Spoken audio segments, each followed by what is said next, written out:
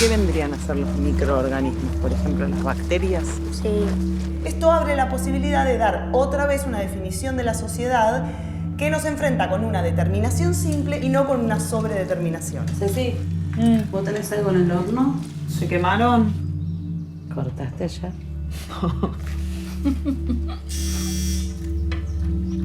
Mi hijo.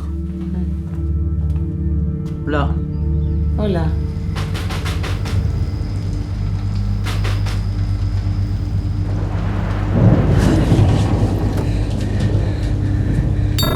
Cuenta la historia de Cecilia, que es una docente de sociología, que tiene un hijo, que está esperando un ascenso en su trabajo. Y una noche de tormenta, alguien toca la puerta de su casa. Cuando va a ver, se da cuenta que es el hijo de la mujer que trabaja limpiando la casa, que ella apenas conoce. Le da miedo, no le abre la puerta y al día siguiente se entera que el joven ha sido asesinado por la policía. Toda su vida se empieza a desintegrar a partir de ese hecho y esa convivencia con ese fantasma.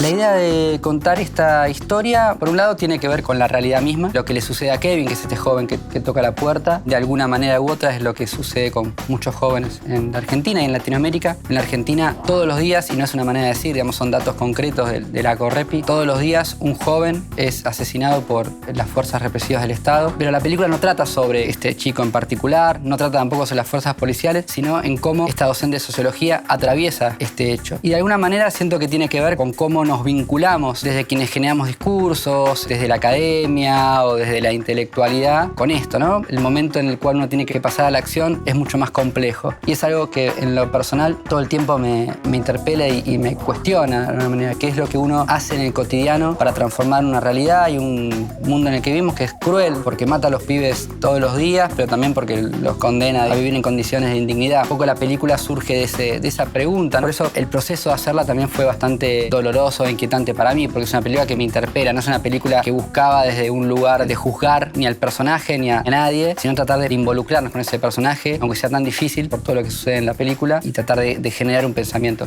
Para nosotros los espacios, digamos, no tenían solamente un sentido narrativo, tenían, además de su sentido narrativo, un sentido expresivo. Trabaja formalmente como si nosotros y el público, digamos, estuviese en la cabeza y en los sentimientos de la protagonista. Uno va viendo a lo largo de la película cómo los espacios se van transformando, se van degradando, se van modificando a partir de que se modifica la psiquis de ella, ¿no? Y su estado anímico cambia. Entonces necesitábamos espacios que nos permitan trabajar esas cuestiones. Por ejemplo, en la casa necesitamos un lugar que tenga profundidad. No que sea una casa enorme, porque el personaje no vivía en una casa enorme, pero sí que podamos trabajar sobre la profundidad. La película está filmada además en 4:3, que es un formato que muchas veces se lo piensa como tenés menos espacios a los laterales, pero en realidad tenés menos espacios en los laterales, pero también te permite trabajar en profundidad, que eso lo potenciamos con la casa. Ni hablar de barracas, ¿no? Nosotros en el barrio nos interesaban mucho los pasillos, no como resaltando, digamos, cierta cuestión más de la pobreza, sino funcionaban como laberintos, que eran un poco lo que le pasaba al personaje en su cabeza. Todos los espacios los pensábamos desde un doble lugar, más expresivo que narrativo. Con Elisa, la conozco por su trabajo en teatro y por su trabajo en cine también. En primer lugar apareció como una imagen, estaba reviendo cetáceos, y cuando vi unos primeros planos yo dije, Elisa, claro, es ella, ¿no? Después hubo otra instancia, yo no la conocía personalmente a Elisa, que fue encontrarme con ella, y para mí es muy importante en la elección de las actrices y los actores, no solamente su capacidad técnica, sino su potencial vínculo emocional y afectivo con el personaje. Es decir, yo no voy a ofrecerle ni a Elisa ni a nadie, bueno, vos tenés que interpretar, en este caso, a Cecilia, sino, lógicamente, el proceso surge de un encuentro, una dialéctica entre la persona y ese personaje, y ahí surge algo nuevo. Y Elisa, cuando leyó el guión, la devolución que nos dio fue muy precisa e iba exactamente a lo que estábamos buscando preguntarnos y plantearnos. Y por otro lado, los dilemas que tenía el personaje, de alguna manera también la atravesaban a ella personalmente, que también me pareció interesante. Después, una gran parte del elenco que no son actrices ni actores profesionales y que tampoco tienen ninguna experiencia actoral, pero sí tienen un acercamiento emocional y sensible con los personajes que interpreta.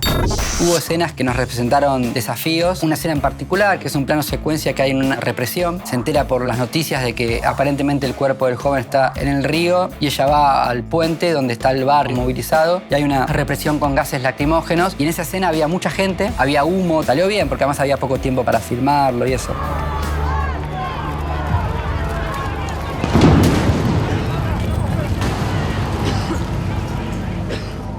Ya sabemos quién fue. Fue Gendarmería. La película se estrenó en el Festival de Berlín. La verdad que fue una experiencia buenísima porque pudimos viajar con Andrea y con Luciana, que son las productoras y compañías de siempre, digamos, de cine, con Elisa y con Mecha. Fueron varias funciones a sala llena. Era muy diferente lo que ocurría con el público latino o con el público de determinados países de Asia que con el público europeo. Por ejemplo, el día del estreno, cuando terminó la película, se puso de pie un brasilero y empezó a hablar, llorando, diciendo que si la película le cambiaban los diálogos y eran en portugués en vez de en español, para él era una película brasilera y que se sentía muy identificado. Y después habló un hindú y el hindú dijo que él sentía que esto que veía en la película, de alguna manera sentía que a él le pasaba en Alemania. Y se armó un lío total porque un alemán salió a decir que era mentira, que en Alemania esas cosas no pasaban. Y después salimos de la sala y el hindú nos vino a abrazar y el alemán dijo, pero no es así, en Alemania estas cosas no suceden. Entonces es bien interesante cómo quizás en determinados países toda esta situación somos mucho más conscientes de lo que ocurre con la policía, etc., más allá de lo que después se haga para transformarlo, que en Europa, donde lo ven como un tema ajeno. Después del Festival de Berlín vino lo que todos sabemos, que nos tuvimos que encerrar, así que circuló en muchos festivales virtuales. Estuvo en Londres, en Brasil, ahora en la India, estuvo en el Festival de Mar del Plata. Y es raro, insisto, la experiencia del cine para mí es un culto al encuentro y las películas se completan en un diálogo con el otro. Yo